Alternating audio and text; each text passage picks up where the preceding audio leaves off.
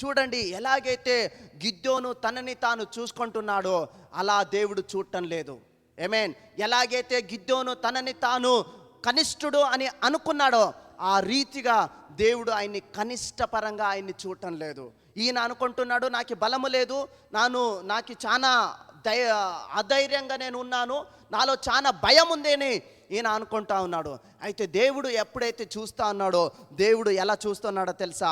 ఒక పరాక్రమము గల ఒక వ్యక్తిగా ఆయన్ని చూస్తూ ఉన్నాడు. ఆమేన్. ఈరోజు రాత్రి నేను చెప్తా ఉన్నాను, ఒకవేళ నిన్ను నీవు చూసుకున్నప్పుడు నా నుంచి ఏమి అవ్వదులే అని నీవు అనుకుంటున్నావేమో. అయితే ఎప్పుడైతే దేవుడు నిన్ను చూస్తా ఉన్నాడో, దేవుడు నీలో ఆయన ఏం చేస్తున్నాడో తెలుసా? నీ ఫ్యూచర్ని ఆయన చూస్తూ ఉన్నాడు. ఒకవేళ నీ సందర్భాలని చూసి అయ్యో నా నుంచి ఏమీ అవ్వదు అని నీవు అనుకుంటున్నావేమో. అయితే నా దేవుడు నీలో ఉన్నటువంటి ఆ ఫ్యూచర్ని, నీలో ఉన్నటువంటి ఆ ప్రత్యేకతని, నీలో ఉన్నటువంటి ఆ ఉద్దేశాన్ని, నీలో ఉన్నటువంటి ఆ సామర్థ్యాన్ని, నీలో ఉన్నటువంటి ఆ అభిషేకాన్ని, నీలో దేవుడు ప్లేస్ చేసినటువంటి ఆ గొప్ప ఆ ప్రణాళికని నా దేవుడు చూస్తూ ఉన్నాడు.